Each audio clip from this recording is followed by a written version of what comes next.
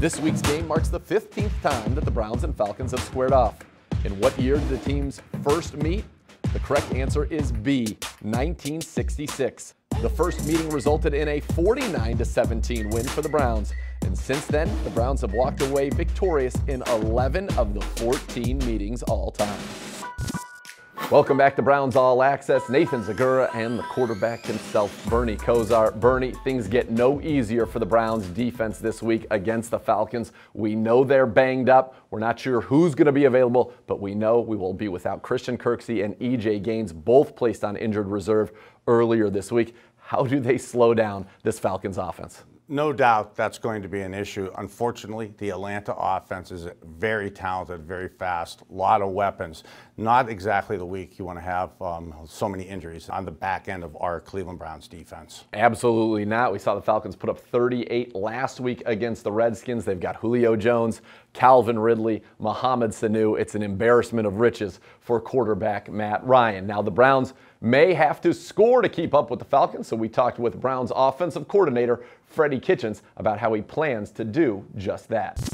Here we are with Browns offensive coordinator Freddie Kitchens. What did you think of your first game calling the plays in the National Football League against the Chiefs? You know, I thought it was fine. You know, there's several things that I'd like to have back. Would have changed and called differently, but I think that's always going to be the case. But the thing I would emphasize more than anything is our offensive staff and myself and the quarterbacks, the running backs, the offensive line. Everybody has a hand in that and a part in that, and I'd need to know just information on what they like, what they dislike, what they want to run more of. You know, because if they believe in it, it makes it a lot easier to call. And you know, last week was a tough week.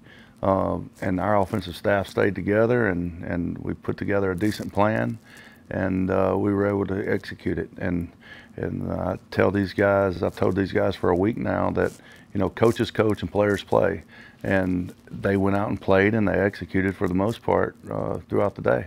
Baker mentioned in his post-game press conference that he felt like it was a more collaborative process this week, that you and he worked together, kind of like what you were just talking about. Right. Is that how you like to do it, work with your quarterback, kind of like you probably saw in Arizona with Carson Palmer? Yeah, I mean, you know, that's the way I was brought up in this business from the standpoint of even when I was playing.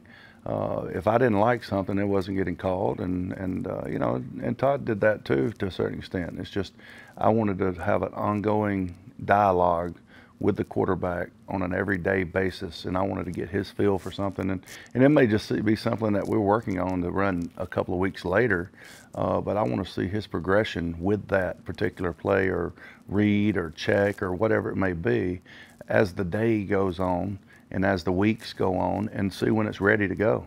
So your first game, Kansas City, high-flying offense. Now Atlanta, another high-flying offense. Does that impact how you view it, in to the sense that you say, hey, we either have to try to keep them off the field, or we know we're going to have to kind of score in a track meet?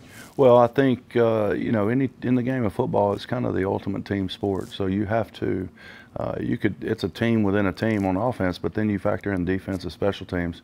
You've always got to be kind of in sync together. And I think we did a pretty good job of that last week, trying to make that happen. And this week's more the same. But it doesn't matter really, you know, who you're playing. Everybody in the NFL can score most of the time, and we just got to do that on a week-in, week-out basis. And of course, sometimes it's more important than others.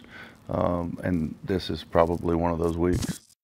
All right, we heard from Browns offensive coordinator Freddie Kitchens, a former quarterback himself like you. And I have to ask you, from the quarterback's perspective, in a game where you're going against a team like the Falcons, great offense, not so great defense. Do you think you need to try to get in a track meet with them and put a lot of points on the board, or do you want to run the ball, pound it, and keep that offense off the field? I think given where we're set up right now and how our running backs with Duke and Chubb have been productive in running the ball and making plays out of the backfield, and our receivers have been struggling, I think you want to squeeze the ball a little bit, slow it down a little. We need to bend but not break, but try to make that Falcons offense make some mistakes. Absolutely. We saw a drive in the second quarter where Freddie Kitchens called 7 runs of the first 8 plays, resulted in a touchdown for the Browns, and kept Mahomes and company on the sideline. So hopefully we can see more of that. Now, for the latest on the Browns, keep it tuned to clevelandbrowns.com, the Browns mobile app. Subscribe to all of our social channels, including youtube.com/Browns. And of course, for the latest on this man, check out his website, Kosar19. For Bernie, I'm Nathan Zegura saying thank you for watching Browns All Access, and let's go Browns.